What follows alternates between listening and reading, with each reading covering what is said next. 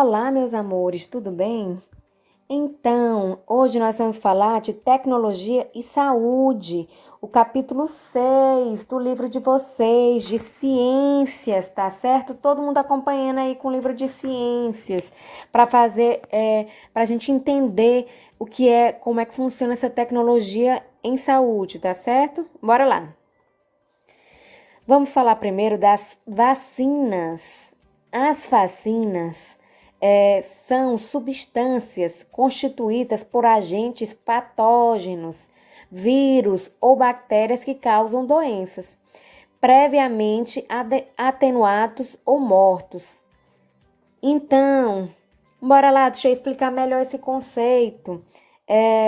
As vacinas, elas são substâncias que elas têm pedacinhos do vírus, ou pedacinhos, ou o próprio vírus, ou a bactéria atenuada. O que é atenuada? É a bactéria ou o vírus enfraquecido, para que ele não cause mal a quem será aplicada aquela vacina, tá certo?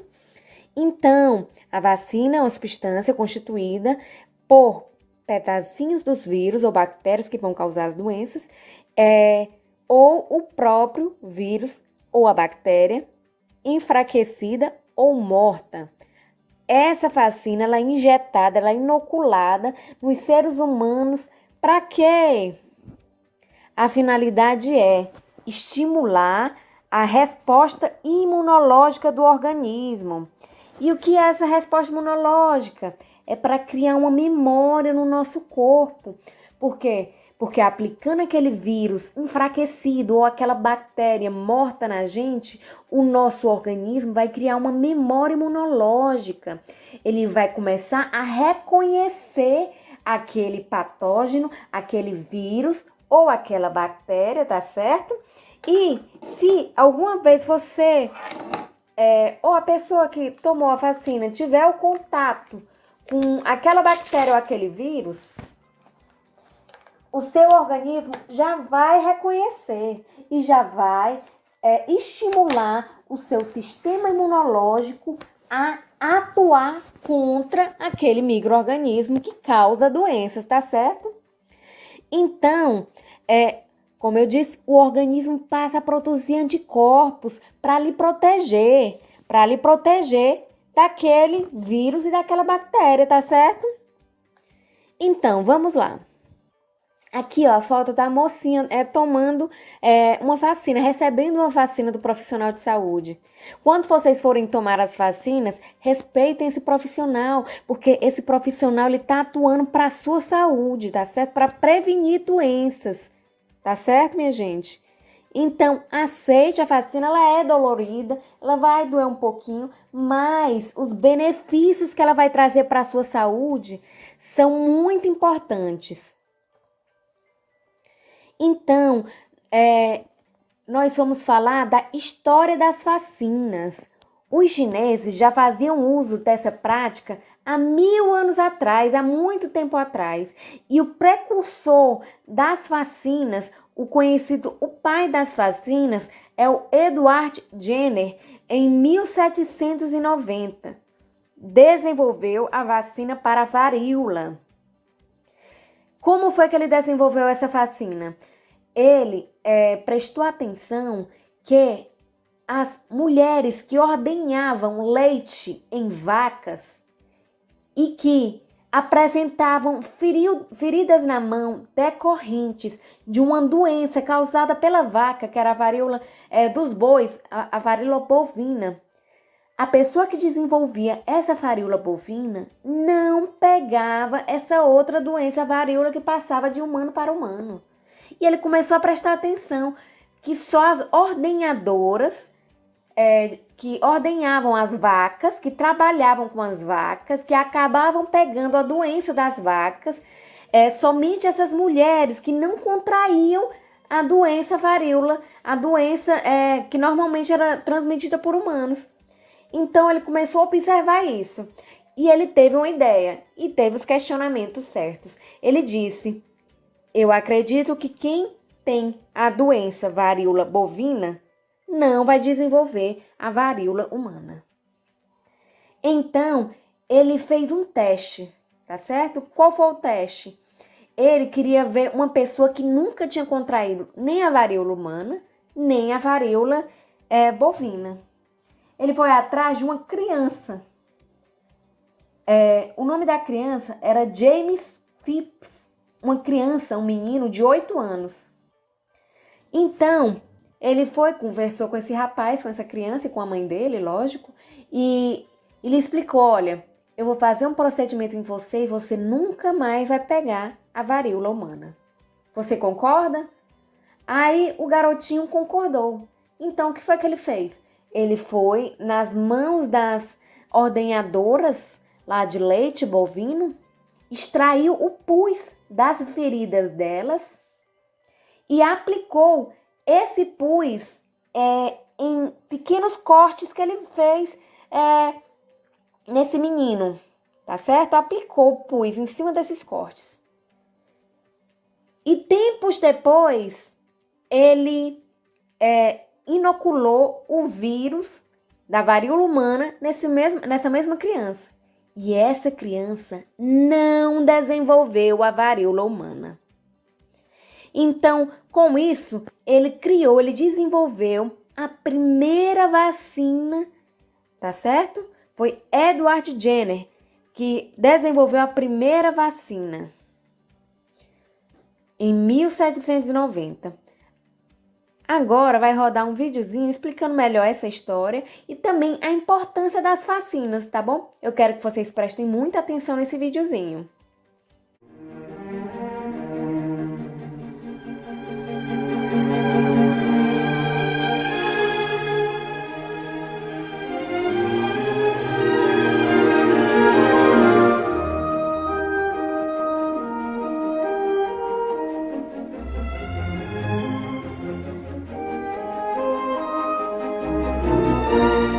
Dr. Edward Jenner era um especialista em pássaros-cuco.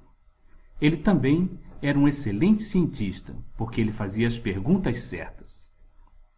O que ele realmente queria era acabar com a varíola humana. As vacas às vezes pegavam a varíola bovina e as ordenhadeiras muitas vezes se infectavam com a varíola bovina, que não fazia muito mal a elas. E o que chamou a atenção do Dr. Jenner era que elas não pegavam a varíola humana. Milhares de pessoas morriam por causa da varíola humana. E por que não as ordenhadeiras? Ele se perguntou. Será que é porque elas já tinham tido a varíola bovina e por isso não pegavam a varíola humana? Para testar a sua teoria, ele precisava de alguém jovem, que não tinha tido varíola humana ou a varíola bovina. Ele escolheu um garoto chamado James, de 8 anos.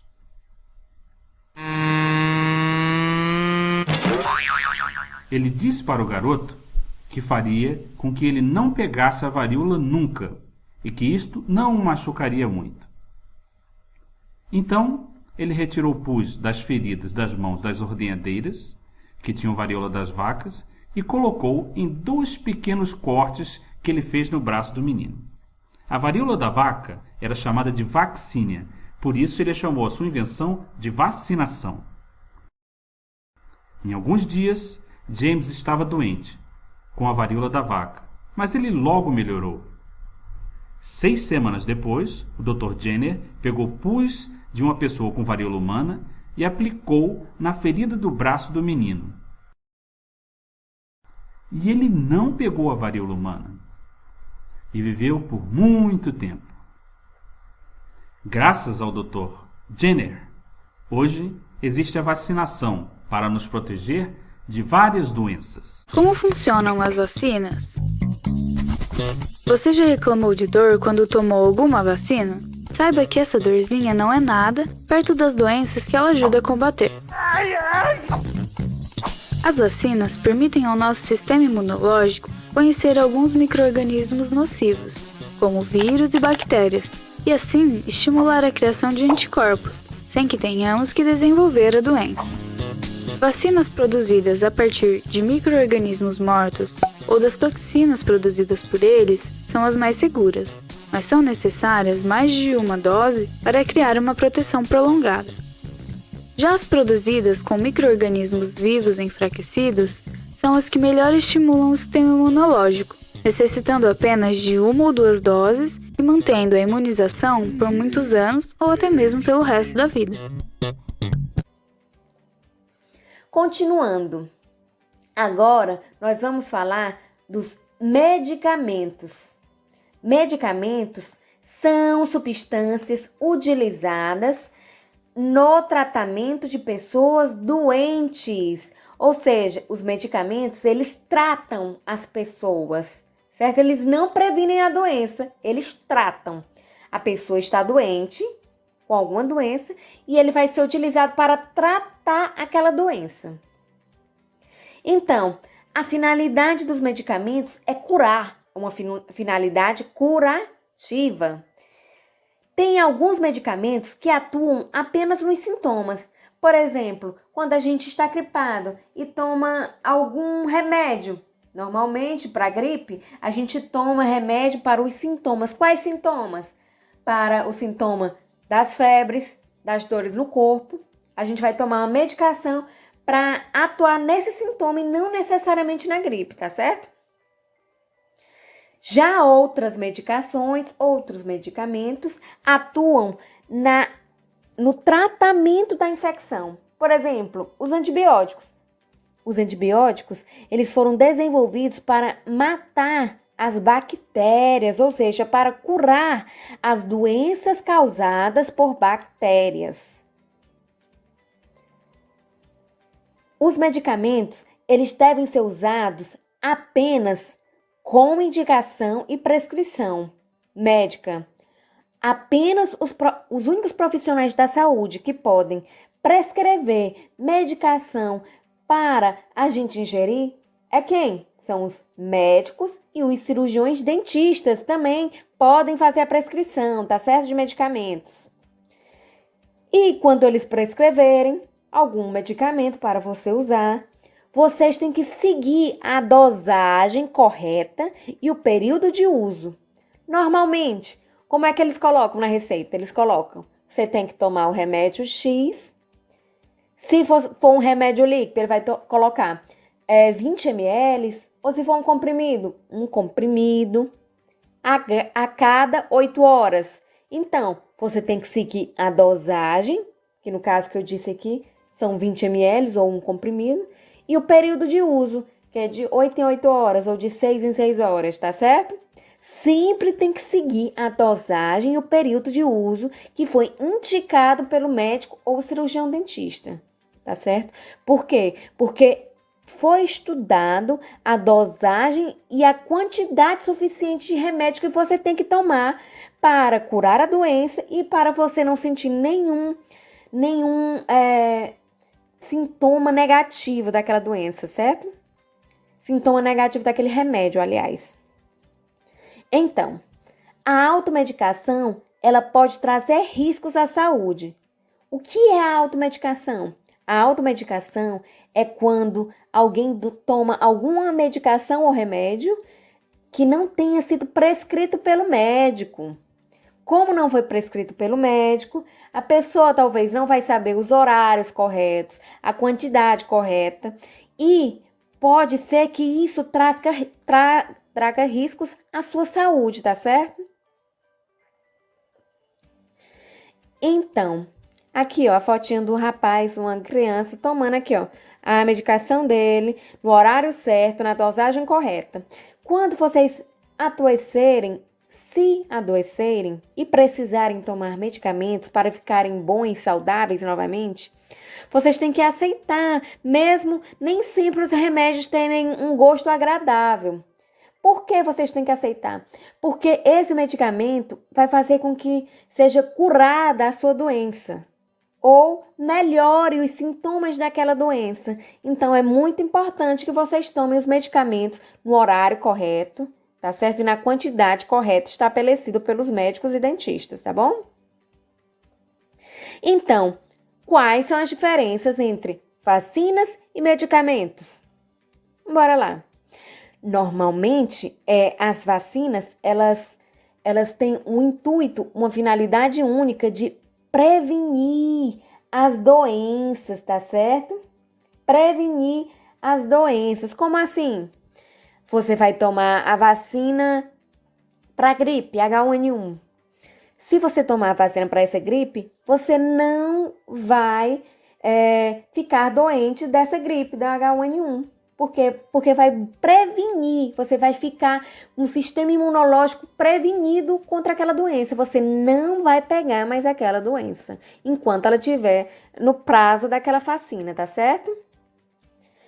Medicamentos. Os medicamentos, eles têm finalidade de cura, de tratar. Então, tá aí a primeira diferença. As vacinas previnem e os medicamentos curam, tratam. Então, as vacinas, outra diferença, são utilizadas em pessoas saudáveis para prevenir a doença, enquanto os medicamentos são utilizados em pessoas doentes para tratá-las, tá certo? Então, a gente já viu aí duas diferenças. Bora ver outra diferença. As vacinas normalmente vão ajudar na prevenção em dose única. Você vai tomar uma dose daquele remédio, daquela vacina, tá certo? E vai ficar com o sistema imunológico já preparado contra aquela doença. Com apenas uma dose única, normalmente. Tem algumas vacinas que têm mais dose, mas são poucas. Já os medicamentos, como vai curar alguém que tá doente, ela vai ter que tomar aquele medicamento de hora em hora, tá certo? Então, não vai ser uma dose única.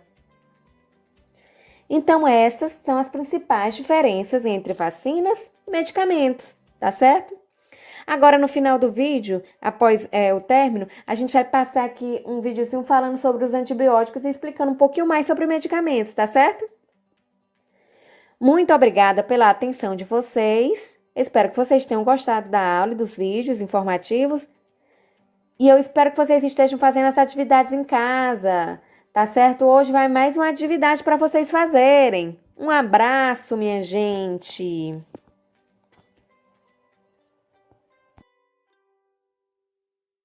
Imagine uma descoberta que possibilitasse a cura de várias doenças fatais e que permitisse salvar a vida de milhões de pessoas de uma só vez. Pensou? Pois essa descoberta já aconteceu. É a penicilina.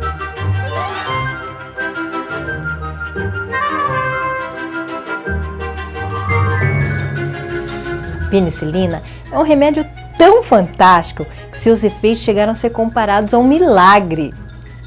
Foi praticamente por acaso que o mundo ingressou na era dos antibióticos. Antes da penicilina, para você ter uma ideia, apenas machucar-se com um prego poderia levar à morte. A palavra antibiótico vem do grego e significa contra a vida.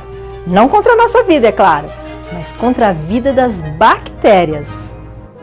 Alexander Fleming foi o cientista que descobriu a penicilina. Fleming trabalhou como médico em hospitais militares durante a Primeira Guerra Mundial e acompanhou a dor e o sofrimento dos soldados com as feridas infectadas e que por tantas vezes levava à morte. Por isso, Fleming sabia da necessidade urgente de produzir um medicamento que pudesse ser usado no combate a infecções causadas por bactérias. De volta ao hospital em Londres, Fleming se dedicou a estudar a bactéria Staphylococcus aureus, responsável pelo acúmulo de pus em feridas abertas provocadas por armas de fogo. Em suas pesquisas, Fleming fazia o que cientistas chamam de cultura, ou seja, colocava bactérias numa placa cheia de nutrientes em condições ideais para elas crescerem e se multiplicarem, a fim de poder observá-las. Estudou tão intensamente que um dia, exausto, resolveu se dar de presente alguns dias de férias. Saiu, deixando os recipientes de vidro do laboratório com as culturas da bactéria sem supervisão. Esse desleixo fez com que ao retornar encontrasse um dos vidros sem tampa e com a cultura exposta, contaminada com o mofo da própria atmosfera. Fleming estava prestes a jogar todo o material no lixo, quando ao olhar no interior do vidro, percebeu que onde tinha se formado o bolor, não havia Staphylococcus em atividade. Concluiu que o mofo formado pelo fungo agia de modo a destruir a bactéria. Fleming, na ânsia de dar sentido prático à sua descoberta, comprava qualquer objeto mofado que visse pela frente para fazer as experiências. Mas devido às dificuldades de se produzir penicilina em quantidade suficiente para ser usada no tratamento de pacientes, inicialmente a descoberta de Fleming não despertou tanto interesse na comunidade científica. Foi somente com a explosão da Segunda Guerra Mundial que 2 cientistas, Florey e Chen, colegas de Fleming, retomaram as pesquisas. O fungo de onde se extraía a penicilina passou a ser procurado em toda parte e logo os laboratórios descobriram uma fonte de onde poderia ser produzido o fungo em grandes quantidades, em melões podres. Por causa dos melões, uma funcionária do laboratório passou a ser conhecida como figura excêntrica entre os quitandeiros da cidade, pois estava sempre à procura dos melões mais velhos e estragados da quitanda. Mas depois de alguns meses, a funcionária deixou de procurar os melões, pois os laboratórios conseguiram estocar o fungo em grandes tanques de fermentação, de onde se extraiu o medicamento em grande escala, em quantidade suficiente para que os aliados ganhassem não somente a guerra, mas também a guerra contra as infecções. Assim, estava inaugurada uma nova era na medicina, a era dos antibióticos.